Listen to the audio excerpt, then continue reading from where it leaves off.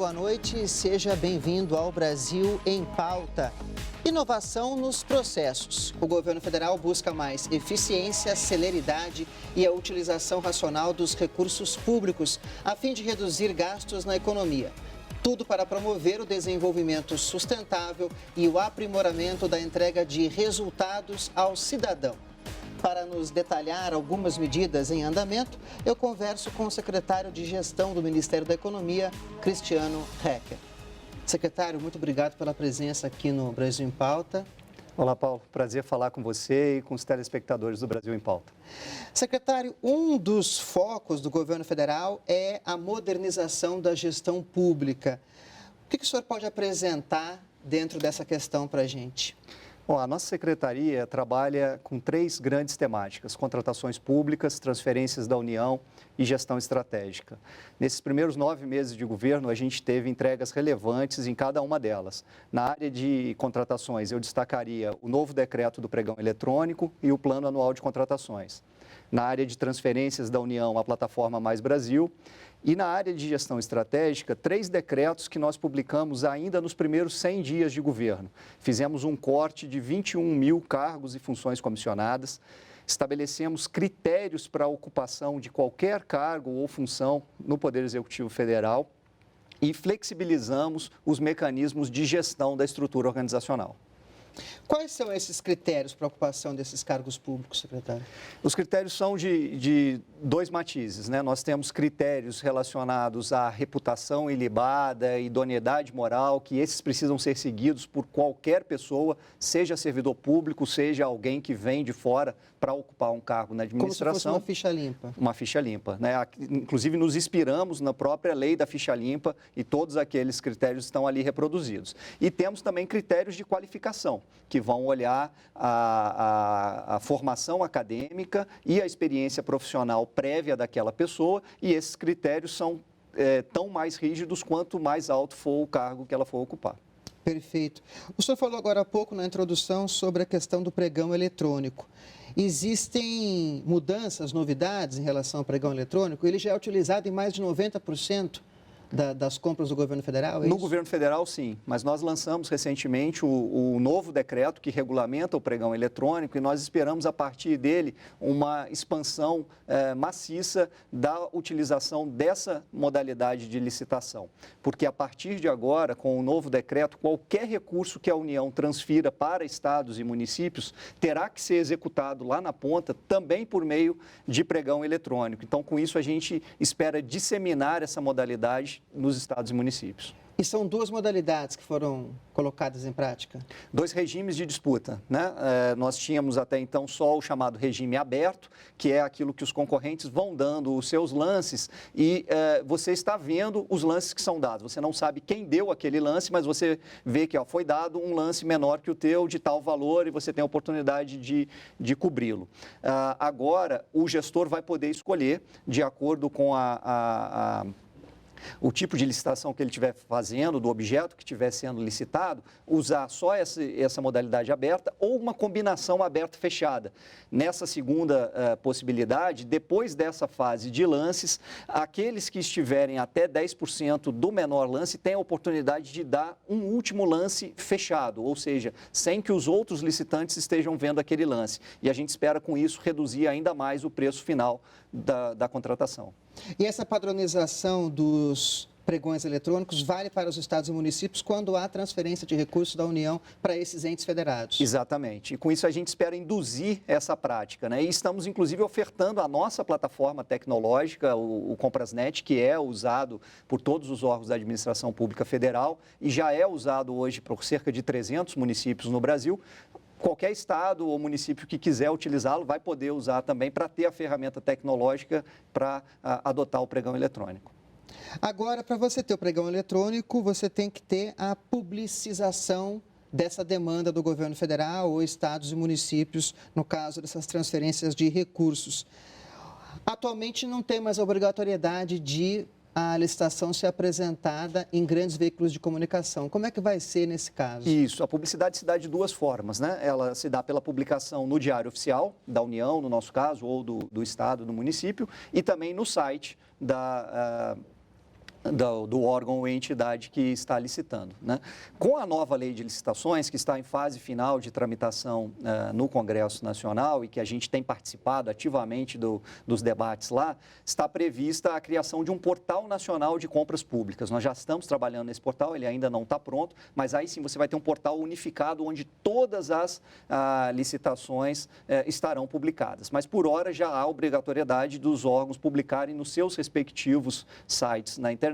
E é importante destacar que nós lançamos esse ano também o aplicativo do Comprasnet. Essa é uma ferramenta voltada para o licitante, para os fornecedores. Então, aquele que se cadastra no aplicativo, ele recebe por meio de push no próprio aplicativo ou por e-mail também os avisos de licitação e com isso a gente amplia a publicidade aí das licitações governamentais. No segundo bloco a gente vai falar mais um pouquinho sobre o Comprasnet. Vamos agora trazer uma pergunta, do Ronaldo Menezes, ele é gerente de projetos lá de São Paulo, e ele vai perguntar para o senhor qual é o impacto dessa questão do pregão eletrônico, dessas mudanças para os cofres públicos. Vamos ouvi-lo. Em termos de números, quais são as economias reais que o pregão traz para os cofres públicos? Obrigado, Ronaldo. A economia ela é muito expressiva, Paulo. Nós tivemos um estudo do Banco Mundial que estimou que se nós terminássemos com a fase aleatória do pregão, que era como se encerrava aquele modo de disputa aberto que eu mencionei anteriormente, nós poderíamos ter um ganho adicional de 7% na redução do preço. Então, com essa sistemática de ter um último lance fechado, a gente está esperando aí ter essa economia. Se nós olharmos que só o Poder Executivo Federal, no ano passado, comprou, por meio de pregão eletrônico, 19 bilhões de reais, nós estamos falando de uma economia potencial aí de 1,3 bilhão só no Poder Executivo Federal. Se a gente ainda olha os outros entes da federação e os outros poderes, essa economia é muito maior. E é um momento importante para fazer essa racionalização dos gastos públicos. Sim, sim. O nosso mandato como servidor público é estar sempre buscando a racionalização dos gastos, né? Mas especialmente agora que a situação fiscal é realmente difícil, todas essas medidas de ganho de eficiência, elas trazem uma contribuição muito grande para o governo. Uma outra medida que também tem uma interface com a questão dos pregões eletrônicos é a plataforma Mais Brasil. O que o senhor poderia falar sobre essa iniciativa do Ministério da Economia? Essa é uma iniciativa do governo, né? O presidente Bolsonaro tomou uma decisão muito importante de, ao longo dos 4 anos de mandato, convergir em uma única plataforma tecnológica todas as modalidades de transferência de recursos da União para estados, municípios e organizações de sociedade civil. Para você ter uma ideia, hoje são 29 modalidades diferentes, cada uma com uma legislação, com uma sistemática, algumas com sistema informatizado, outras ainda feitas em papel. A plataforma Mais Brasil é justamente a plataforma tecnológica que vai unificar todas essas modalidades. Já temos hoje 5 modalidades dentro da plataforma e temos um cronograma até 2022 para trazer todas as outras 24 para dentro da mesma solução tecnológica. A pessoa vai poder acompanhar desde quando o recurso ele é empregado pelo governo federal, ele é destinado até a finalização da obra pública, essa é a ideia? Essa é a ideia. Isso dá uma rastreabilidade tanto para o gestor do órgão federal que repassa o recurso aqui em Brasília, quanto para quem recebe e aplica esse recurso lá na ponta, né? Então, desde a proposta de um plano de trabalho para eventualmente receber o recurso para uma obra ou para a compra de um equipamento, um serviço feita pelo município, pelo estado, essa proposta já é enviada pela plataforma, a análise aqui pelo órgão federal concedente, a formalização da parceria, a liberação do recurso, depois quando o recurso chega lá, a sua execução, que aí se dará por meio de pregão eletrônico para contratar o fornecedor, as medições do andamento da prestação do serviço ou da obra e a prestação de contas que o gestor do município ou do estado faz para a União, tudo isso dentro da plataforma, com transparência, com eficiência, com rastreabilidade. A meta é que até 2022 todas essas modalidades estejam na plataforma. Estejam na plataforma, exatamente. E aí nós estamos falando de 380 bilhões de reais que a União transfere anualmente para estados, municípios e sociedade civil que vão ser operacionalizadas dentro da plataforma. E a plataforma também tem Aplicativos, é isso? Exatamente. Nós lançamos um conjunto de 3 aplicativos. Um deles é voltado para o gestor federal aqui do órgão que repassa o recurso, para que ele tenha um controle de todo o portfólio de parcerias do órgão dele. O outro é para o fiscal lá na ponta, então o fiscal do município que tem que acompanhar a obra. Antes da plataforma, né, ele ficava acumulando um calhamaço de papel, de medições, de notas fiscais, e aí um ano e meio depois ele juntava essa papelada toda para mandar para Brasília. Agora não, o fiscal faz um acompanhamento em tempo real, ele pode, por meio do celular, tirar fotos para comprovar o andamento da obra, faz o upload dessas fotos na plataforma e aí o gestor aqui em Brasília está acompanhando em tempo real o que está acontecendo. E o terceiro aplicativo é voltado para o cidadão, porque a gente sabe que o controle efetivo é o controle social, que é feito pelo cidadão. Então, as mesmas funcionalidades que o fiscal tem, o cidadão também tem. Então, o cidadão que está acompanhando o asfaltamento da sua rua ou um equipamento que vai para o hospital da sua cidade, ele pode ali, por meio do aplicativo, tirar fotos, fazer denúncia, olha, a obra não está andando, ou comprovar que está. E tudo é georreferenciado, ele é automaticamente inserido na plataforma e permite, portanto, esse acompanhamento em tempo real. É na ponta no município que o cidadão vê como as coisas acontecem aí na prática, né? Exatamente. E ele vai ter essa rastreabilidade, ele vai saber, olha, o governo federal liberou tantos reais para fazer essa praça, para construir essa creche, o que quer que seja no município dele, ele pode fazer os filtros ali e ir acompanhando em tempo real os repasses que foram feitos, quem foi a empresa contratada, como está a execução da obra e interagir com o governo,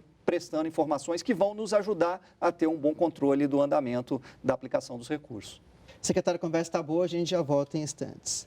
Eu volto daqui a pouco com o secretário de Gestão do Ministério da Economia, Cristiano Hecker.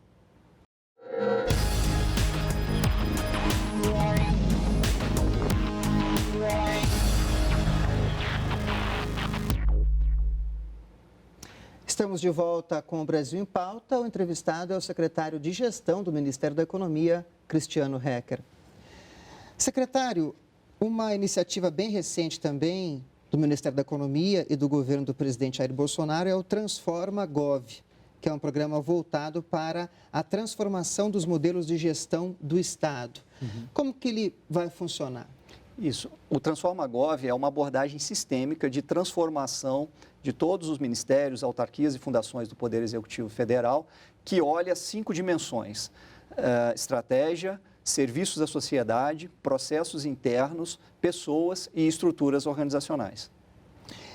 E quais dessas dimensões estão sob a responsabilidade da Secretaria de Gestão? A Secretaria de Gestão tem sob sua responsabilidade as dimensões de estratégia, de processos internos e de estruturas. As outras 2 dimensões são tratadas pelas nossas secretarias parceiras, né? O Serviço à Sociedade pela Secretaria de Governo Digital e a Gestão de Pessoas pela Secretaria de Gestão e Desempenho de Pessoal. O que a dimensão da estratégia ela preconiza? Na estratégia, nós estamos pela primeira vez nas últimas décadas, concebendo uma estratégia de governo e de país unificada. O projeto de lei do PPA, que foi encaminhado agora ao Congresso Nacional para vigorar de 2020 a 2023, ele é um PPA muito mais estratégico, focado em entregas à sociedade. Enxugamos os programas, são apenas 66 programas, cada um com um indicador e uma meta, e priorizamos 30 empreendimentos já em estágio avançado de desenvolvimento e que poderão ser concluídos nos próximos anos. Agora, nós estamos concatenando outros 2 elementos a essa abordagem sistêmica da estratégia. A ENDES, que é a Estratégia Nacional de Desenvolvimento Econômico e Social, que está em fase final de elaboração, deverá ser publicada ainda esse ano, e ela resgata a capacidade do Brasil de pensar a médio prazo. Então, não restrito a um mandato governamental, mas olhando um ciclo de 3 governos, ou seja, de 12 anos. E estamos trabalhando de forma sistêmica os planejamentos estratégicos institucionais de cada um dos órgãos do Poder Executivo Federal. Até então, cada órgão fazia a sua estratégia a partir de um referencial próprio. Agora, eles terão no PPA e na ENDES um referencial de governo, um referencial de país, que todos deverão estar alinhados, e estamos fazendo esse movimento de forma transversal, ao mesmo tempo, em todos os órgãos, para que todos caminhem na mesma direção. Isso para otimizar recursos, não deixar obras paradas no país? Exatamente, né? Não queremos ter prioridades do Ministério A, prioridades do órgão B. As prioridades são do governo e são do país, em última instância. Então, em tempos de recursos escassos, nós temos que convergir os nossos recursos e os nossos esforços para, de fato, entregar resultados concretos à sociedade. Uma sinergia entre os ministérios também. Perfeitamente. E a dimensão da estrutura? Pois é, a dimensão da estrutura, ela deve ser uma decorrência da estratégia, né? Qual é a melhor estrutura para eu entregar aquele resultado para a sociedade? Nós queremos quebrar o que existia até então, de se discutir estrutura a partir da própria estrutura. E aí cada órgão ficar buscando mais cargos para ampliar o seu raio de poder, de influência. Essa não é a lógica. Primeiro discutimos a estratégia, passamos pela discussão dos processos e aí chegamos na estrutura. Na estrutura nós temos 3 comandos muito claros, né? O primeiro vem da própria campanha presidencial, diretriz do presidente consagrada nas urnas, que é menos Brasília, mais Brasil. Ou seja, tudo aquilo que nós pudermos delegar para estados, municípios, levando o recurso para a ponta para ser executado lá, assim o faremos. A segunda diretriz é parceria com instituições da sociedade civil. Então, organizações sociais, serviços sociais autônomos, alguns modelos organizacionais que nos dão mais flexibilidade, que nos permitem ter um Estado mais enxuto e mais eficiente na entrega das políticas públicas. E a terceira diretriz é diminuição de níveis hierárquicos. Nós ainda temos em alguns órgãos uma cadeia com 6, 7, 8 níveis hierárquicos. Isso traz burocracia, isso traz morosidade e ineficiência na aplicação dos recursos. Estamos trabalhando para enxugar estruturas e termos, no máximo, 4 níveis de tomada de decisão em cada um dos ministérios e entidades da administração pública.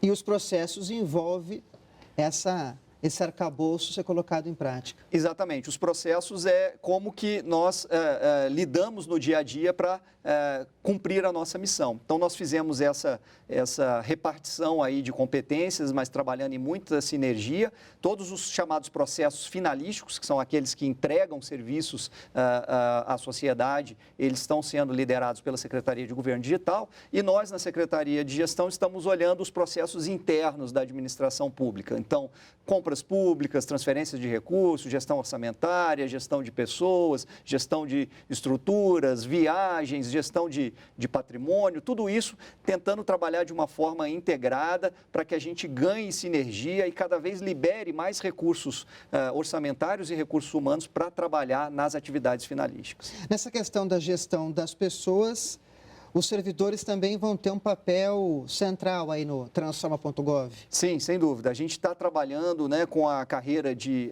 especialista em políticas públicas e gestão governamental, da qual eu faço parte. É uma carreira hoje composta por 964 colegas que, pela própria atribuição, estão dispersos aí em todos os órgãos da administração pública e nós temos conclamado para que todos se envolvam nesse processo de transformação, multiplicando aí os braços da Secretaria de Gestão em toda a administração pública federal.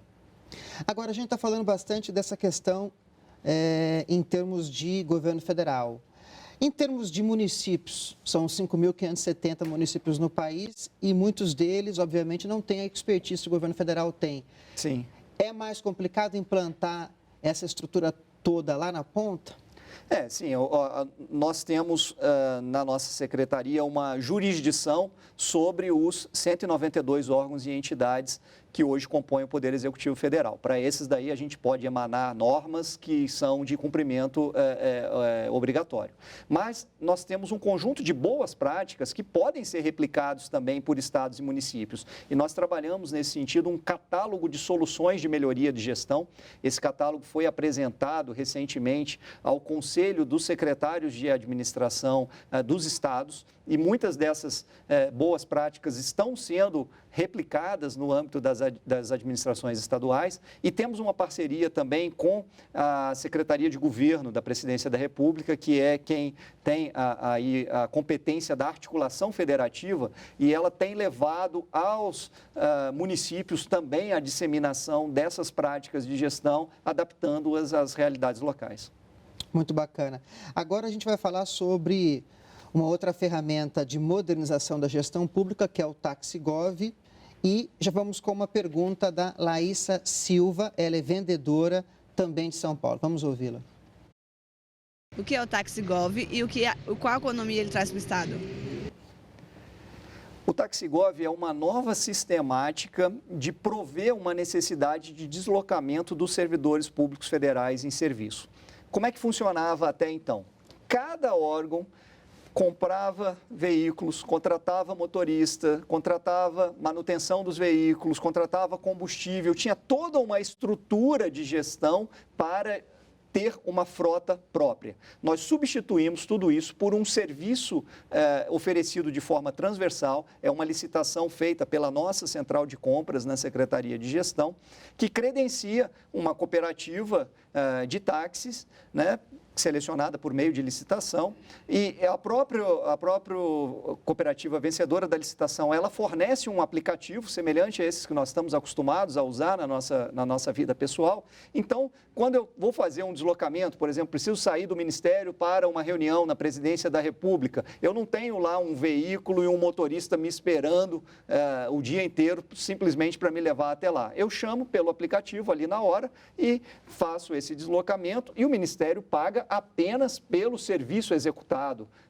ali naquele momento. Isso traz uma economia brutal para os cofres públicos. Desde 2017, 65% da economia, se eu não me engano? 65% aqui no DF. Começamos em 2017, já são 17 milhões de reais economizados só nos ministérios aqui em Brasília. E agora nós estamos expandindo esse modelo para as demais localidades, né? Começamos pelo Rio de Janeiro e por São Paulo, onde tem uma concentração maior de órgãos federais. Fizemos recentemente as licitações lá, os preços extremamente competitivos e nós estamos estimando uma economia potencial aí de 13 milhões de reais por ano só no Rio de Janeiro, mais 5 milhões de reais em São Paulo e queremos levar essa solução para todos os locais do Brasil onde tem órgãos federais. Apenas servidores federais podem desfrutar do TaxiGov? Sim, é uma solução para o deslocamento do servidor exclusivamente em serviço, como eu disse. Precisa ir para uma reunião, para fazer uma palestra, participar de um encontro, exclusivamente para esse tipo de deslocamento. Alguns carros oficiais ainda foram mantidos por questão de segurança? Por questão de segurança, aqui nos ministérios, exclusivamente para ministros e secretários executivos. Então, houve um enxugamento muito grande na frota. Nós já fizemos 3 leilões de venda até dos carros que compunham as frotas dos ministérios e que agora a administração pública se desonerou de mantê-los. Perfeito.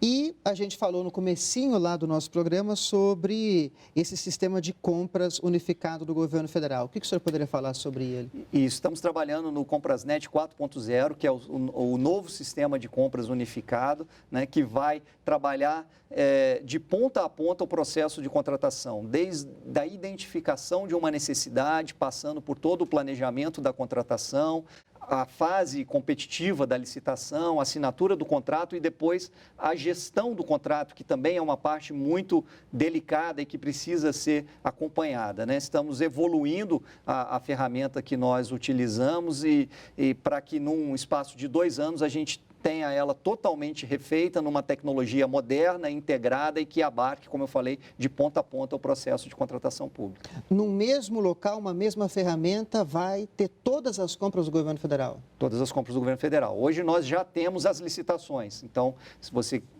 quiser olhar, por exemplo, em 2018 foram 103 mil processos de contratação conduzidos pelo governo federal, mas exclusivamente o que nós chamamos da etapa de seleção do fornecedor, que é quando a gente faz a licitação, os lances, quem foi o vencedor, mas agora nós estamos ampliando para trás, desde do planejamento da contratação e também para frente para a gestão do contrato. Essas medidas todas que a gente discutiu aqui, a Secretaria de Gestão tem uma previsão de economia, orçamentária sobre todas elas juntas? Vocês já fizeram esse cálculo? Não temos esse cálculo consolidado, né? Nós vamos, para cada uma das iniciativas, nós vamos fazendo uma análise de viabilidade que envolve ali a estimativa da economia gerada. Então, trouxe aqui alguns números do TaxiGov, nós temos também o almoxarifado virtual, compra direta de passagens, a plataforma Mais Brasil, a redução de estruturas. Nós estamos agora justamente trabalhando na construção desse grande indicador, que é o que vai sintetizar todo o trabalho da Secretaria para que a gente possa comunicar para a sociedade o total de economia gerada pelos nossos esforços.